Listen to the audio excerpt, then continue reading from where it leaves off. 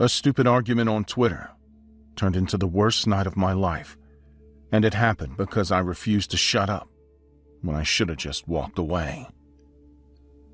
A few months ago, I started seeing a woman named Alina. We were not officially a couple yet, but we spent most of our time together and things were going pretty well. One night, we were sitting at a bar and she took a photo of us smiling at the table. I posted it on Twitter without thinking much about it. About 20 minutes later, a guy named Victor Crane replied under the photo. His comment looked like a joke, but the tone was clearly meant to disrespect me. He wrote that Alina used to have better taste before, and several people started reacting to the comment like it was entertainment. I answered him because I didn't want to look weak in front of a crowd of strangers online. Victor replied again and claimed he knew Alina better than I did. The conversation turned into a public argument, while random people joined the thread to watch the fight. Eventually, he sent me a private message. The tone changed immediately because he stopped joking and started talking like he knew something I didn't. His last message that night told me that if I really trusted my girlfriend, I should check her phone. The next morning, I asked Alina if she knew Victor Kane.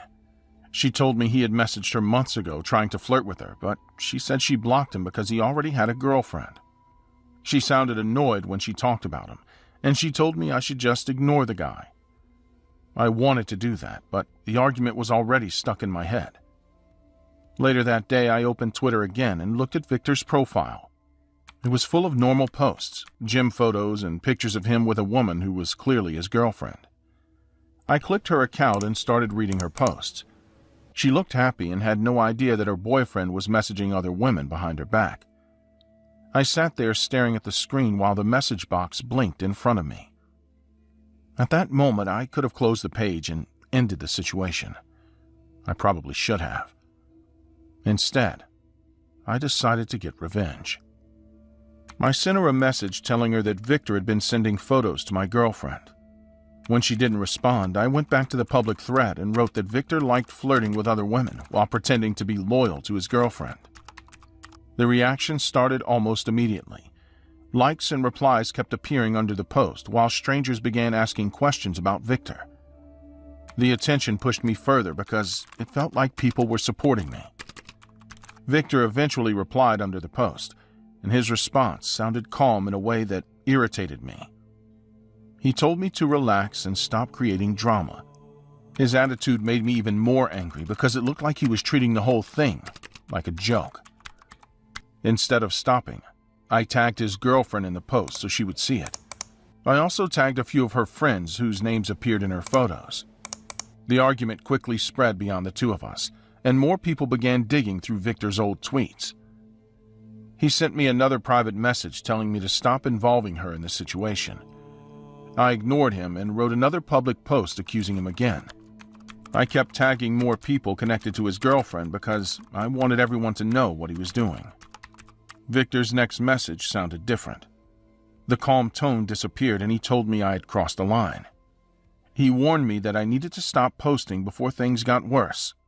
I didn't listen. I kept writing and tagging people while hundreds of strangers watched the argument grow. By the evening, the thread had turned into a complete mess. People who didn't even know us were arguing in the replies while others shared screenshots across the platform. Victor stopped posting publicly, which only made the situation feel stranger. I was sitting at my desk refreshing the page when a new private message from him appeared. He wrote that the online post needed to stop because the situation had already gone too far. I answered him with the same aggressive tone I'd used all day and asked what he planned to do about it. A few seconds passed before he replied again. He told me that if I really wanted to settle the argument, we should talk in person instead of hiding behind screens. Then he sent the address of an abandoned steel factory outside the city.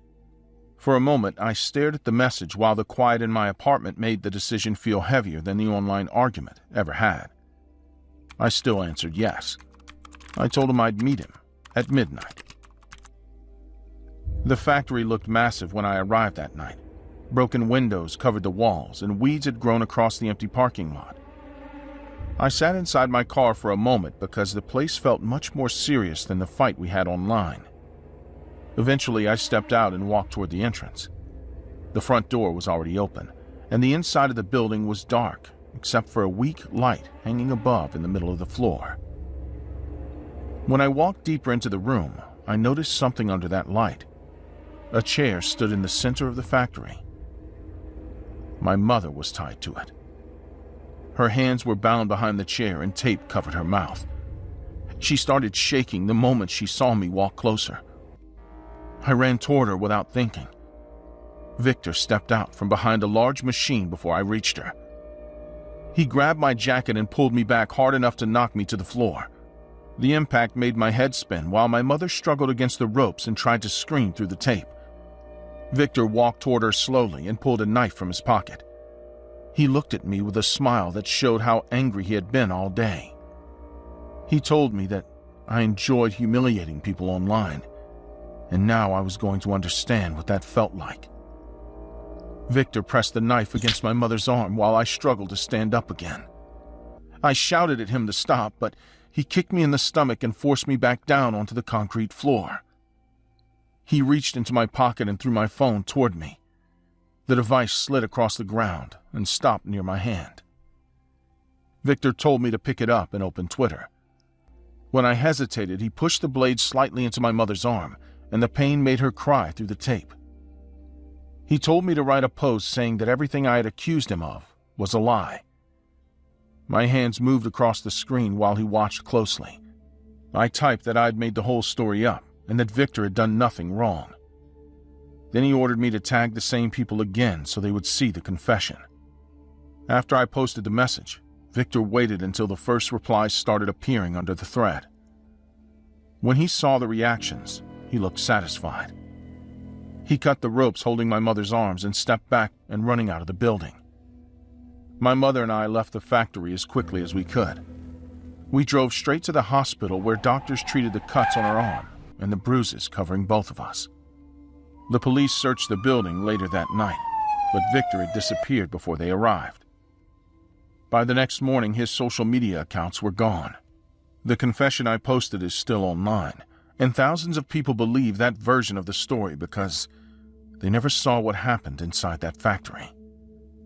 He leaned in close enough so only I could hear him, and his voice sounded calm in a way that made the threat feel worse than the knife at my throat.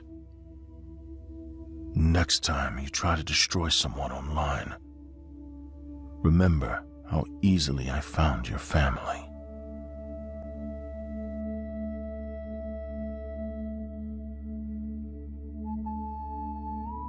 It was late, and I was lying on my couch scrolling through Twitter with my phone inches from my face. The room lights were on, the TV was running in the background, and I was half paying attention to anything on the screen. My feed was the usual garbage. Then a thread appeared that didn't look like the rest. The account had almost no followers. The profile picture was just a black circle. The first tweet said the thread explained how to open a demonic portal using a simple ritual anyone could perform at home. It sounded ridiculous, but it also looked detailed enough that I stopped scrolling. I tapped the thread and started reading. Each post explained a step. It talked about a glass of water, a candle, a drop of blood, and a phrase that had to be repeated several times. The thread also warned that if the ritual started, it had to be finished correctly. According to the posts, something would appear in the room if it worked. I didn't believe it for a second, but I kept reading for almost an hour anyway. The instructions were simple enough that anyone could follow them. The ritual needed a quiet room, one candle, a glass of water, and a piece of paper with a symbol drawn on it. The person performing it had to sit facing a door while repeating a phrase written in the thread. The posts insisted that the door should stay closed until the ritual ended. One tweet explained something important. If the ritual was interrupted halfway, the person had to cancel it by throwing the glass of water against the door. According to the thread, that action would shut the portal before anything crossed through it.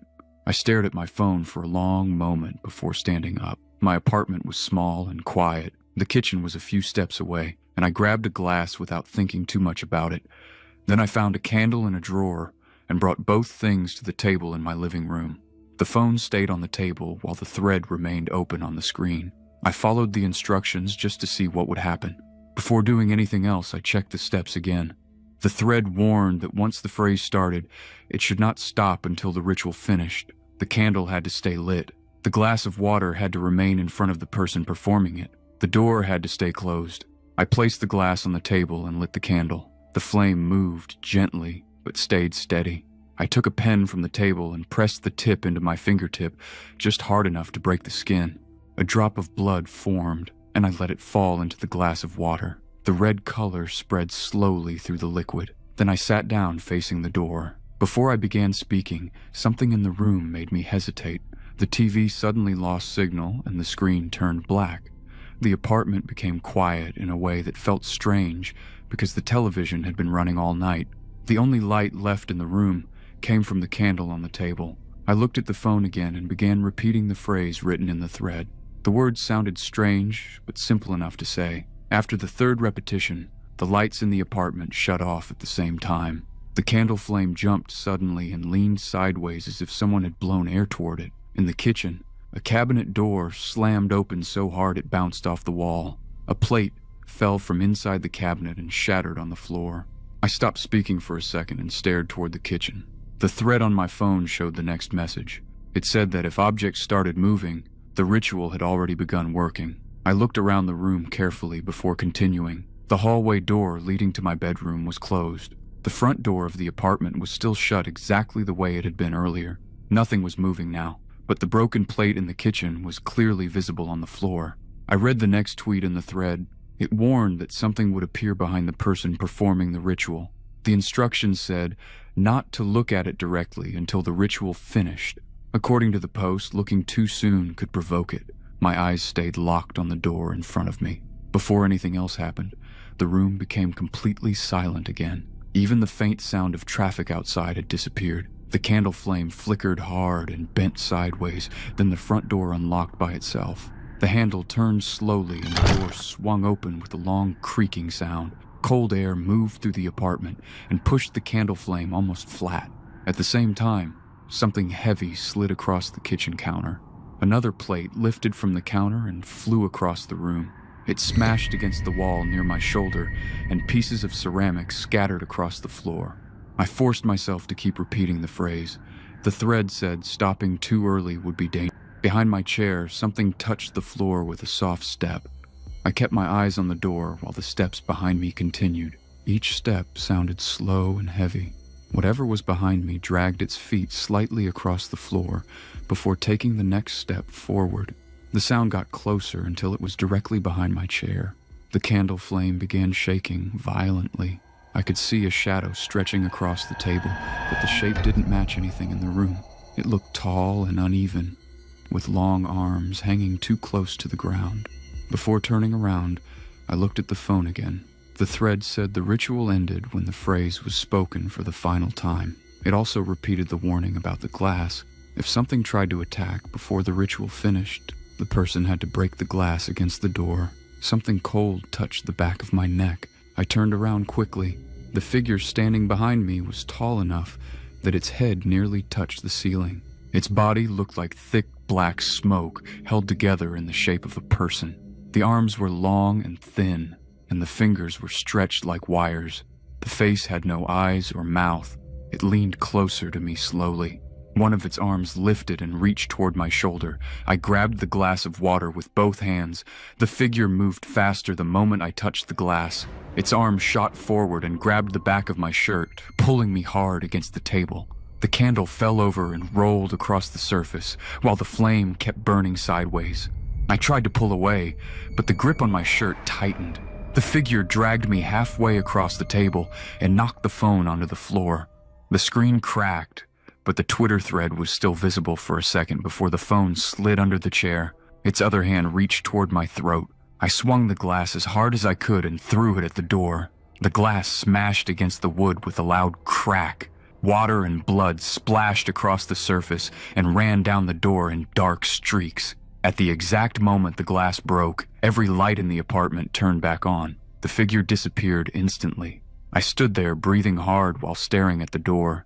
The glass fragments were scattered across the floor. Water dripped down the wood and pooled near the base of the door. For a moment everything looked normal again. Then I noticed the stain. A large, black mark had spread across the door where the water hit it. The shape looked like smoke, burned into the wood. I wiped it with my sleeve, but the stain didn't move at all. It stayed exactly the same. The apartment was quiet again, but the kitchen was a mess. Broken plates covered the floor, and one cabinet door hung open. The candle had rolled off the table and left wax smeared across the wood. I picked up my phone and opened Twitter. The thread was gone. The page showed an error message, and the account that posted it no longer existed. I searched for the username, the ritual, and the exact words from the tweets. Nothing appeared. It was like the entire thread had been erased. That happened 8 months ago. The black stain on my door is still there. I tried scrubbing it, sanding the wood, even painting over it. Every time the paint dries, the same black shape shows through again. It never fades. I also noticed something else. Late at night, when the apartment is quiet, the door handle moves slightly on its own. It doesn't open completely, but it turns slowly as if something on the other side is testing it, and sometimes I hear a dragging step behind me while I sit at the table. The moment I saw the photo, I knew something in my life had just broken in a way that would not be easy to fix. A coworker sent me a message late at night, asking if my Twitter account had been hacked, and when I asked what he meant, he did not explain anything in words because he simply sent a screenshot instead. The image opened on my phone, and for several seconds I stared at it without understanding what I was looking at, because the woman in the photo was completely naked, and yet the face looking straight into the camera was clearly mine. The lighting in the image matched a selfie I had posted months earlier while drinking coffee in my kitchen before work, which meant someone had taken that harmless photo and fed it into an AI program that could generate a full body. The result looked disturbingly real, and the longer I examined the details, the more obvious it became that this was not a clumsy edit made for a joke. The image had been posted on Twitter by an account I had never seen before, and beneath the post, dozens of strangers were already commenting about my body and asking the account owner if there were more photos available. The account that posted the image was called @Velvet Archive, and when I opened the profile, I discovered that it looked like a store selling hundreds of similar photos of different women. Every post followed the same pattern because the image showed a woman whose face had clearly been taken from social media, while the caption advertised full AI sets that could be purchased through direct messages. My photo had already been shared several times, and the replies were full of people asking for additional angles or offering money for more images. Some users were even discussing the fake photos as if I had willingly posed for them, which made the situation feel even more humiliating, because none of them seemed to care that the woman in the picture was a real person with a real life. Later that night, a stranger sent me a direct message that immediately made the situation worse. If you want those photos removed, you should talk to the man who made them. A second message arrived right after the first one. The message contained the username of my ex-boyfriend. When I saw the account name, my first reaction was disbelief, because the breakup between us had been unpleasant, but not violent enough to make me expect something like this. I sent him a message asking directly if he had created the photos, and I waited several minutes while watching the conversation window on my screen. Eventually, he replied with a sentence that made the situation instantly real. People online pay good money for content that looks real. I told him to delete everything immediately because the images were spreading and people had already started sending them to my work email. His response came a few minutes later, and the tone of his message sounded almost bored. It does not matter if I delete them now, because the buyers already downloaded the sets. The next day, the consequences became impossible to ignore because someone sent the photos directly to the company where I worked. My manager called me into her office and explained that the situation had reached the Human Resources Department, which meant the company wanted me to stay home while they reviewed the situation. Walking out of the building that afternoon felt like watching my normal life collapse piece by piece. The harassment online kept getting worse, and strangers began sending messages asking if I was the woman from the images they had purchased. After several days of panic and anger, I decided to confront Nolan in person, because arguing through messages was clearly not going to stop him. When he opened the door to his apartment, he looked irritated, instead of ashamed, which immediately made the argument louder than I expected. "You used my face to sell fake porn online." He leaned against the doorframe and answered in a voice that sounded defensive rather than guilty. You disappeared from my life without explanation, so I decided to make sure you would notice me again. Our voices grew louder while we argued in the hallway, and several neighbors opened their doors to watch while the conversation turned into shouting. During that moment, I noticed a man standing near the stairwell who had clearly been listening to the entire argument. The man said nothing and did not move closer, yet he continued watching both of us with quiet attention. That made me uncomfortable. Eventually, the argument ended, and I left the building, while the man walked down the stairs and disappeared outside. At that time, I assumed he was just another curious neighbor who had been drawn to the noise. I was completely wrong. 2 days later, I saw the same man again while leaving a grocery store near my apartment. He was standing beside a parked car across the street, and he was looking directly at me without even pretending to hide it. That same night, I received a message from a Twitter account named Collector47, and the first thing he wrote immediately confirmed what I had already started to fear. I bought the full image set that Nolan sold. I told him to stop contacting me, but he continued sending messages that felt disturbingly calm. The pictures were interesting, but seeing you in person was better. A few minutes later, another message arrived containing a photo that made my chest tighten because the image showed Nolan and me arguing in the hallway outside his apartment. The photo had clearly been taken from the street. I did not like the way he spoke to you. Later that night, Nolan called me sounding nervous in a way that I had never heard before. He told me that someone had been sending him strange messages about the photos and demanding that he apologize for what he had done. While we were speaking, I heard a loud noise through the phone, followed by Nolan shouting at someone inside his apartment. Then the call suddenly ended. The next morning, I woke up to an email from an address I did not recognize, and the subject line contained a single word that immediately made me uneasy. Delivery. When I opened the message, the photo attached to the email showed Nolan lying on the floor of his apartment with blood spreading across the kitchen tiles. Under the image, there was a short message. He will not sell your photos again. At the bottom of the email, the sender signed the message with the same username I had seen the night before. Collector47. Another email arrived the next day containing a second photo that showed one of Nolan's severed hands placed on a kitchen table. The message below the image simply read, "More emails followed during the next days. Each one contained another body part. Each message carried the same signature. The police contacted me after my ex's neighbors reported a terrible smell coming from his apartment, and investigators asked many questions about our relationship and the harassment connected to the fake images. I explained everything about the Twitter account, the AI photos, and the man who had begun messaging both of us online. They wrote down the information and promised to investigate the digital accounts involved. Yet the process moved slowly because the profiles had already disappeared from the platform.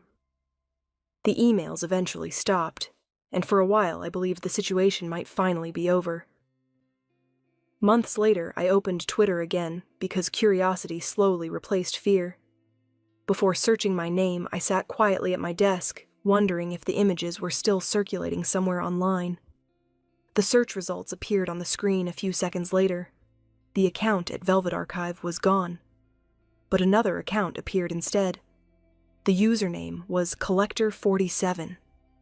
The newest post had been uploaded only minutes earlier, and the image attached to the tweet showed me walking down my street earlier that afternoon. The caption beneath the photo contained a short sentence that made the entire nightmare start again. I am still collecting.